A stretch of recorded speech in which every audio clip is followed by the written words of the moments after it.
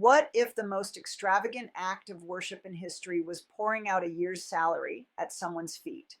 Today, we're exploring a pivotal moment in Jesus' ministry that challenges everything we think about true devotion versus public acclaim. You know what fascinates me about this story? The incredible contrast between Mary's private act of worship and the massive public spectacle that follows. Let's break down what makes this so compelling.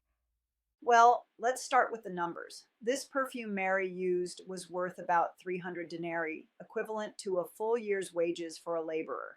In today's terms, we're talking roughly $30,000 to $40,000 worth of pure nard perfume. That's absolutely mind blowing when you think about it. And the cultural context makes it even more shocking. A woman letting her hair down in public was considered deeply inappropriate in first century Jewish society. Right. And here's what's really interesting. This same perfume was typically reserved for burial preparations. It's almost as if Mary had this prophetic understanding of what was about to happen, even if she didn't fully realize it herself. Hmm.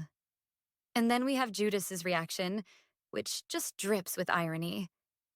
How does someone criticize a $30,000 act of worship and then turn around and betray Jesus for what would be about $600 in today's money? You know what's fascinating? Historical records show that 30 pieces of silver, the price Judas accepted, was actually the standard price for a slave in ancient times. So he literally valued Jesus at the price of a slave while criticizing Mary's extravagant gift. That's exactly the kind of detail that makes the story so powerful. It's like we're seeing two completely different value systems colliding.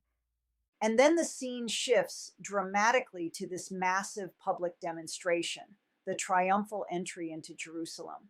Historians estimate there could have been up to 2.5 million people in Jerusalem for Passover at that time. So we're talking about going from this intimate dinner party to potentially the largest crowd Jesus ever faced. What do you think was going through his mind at that moment? Well, the text gives us a fascinating glimpse. Jesus actually starts talking about death right at the height of his popularity. He uses this metaphor of a kernel of wheat falling to the ground and dying, which would have resonated with his agricultural audience. The timing of that teaching seems so deliberate, like he's trying to prepare people for what's coming while they're still celebrating him as king. Looking back at everything we've discussed today, what strikes me most is how this chapter challenges our modern notions of success and influence. Well, it certainly makes you think about what we value and why. Mary's act of worship still speaks to us 2,000 years later, while all that public acclaim proved pretty shallow. And that might be the biggest takeaway. True impact often comes through sacrifice rather than spectacle. Something to think about as we wrap up today's discussion.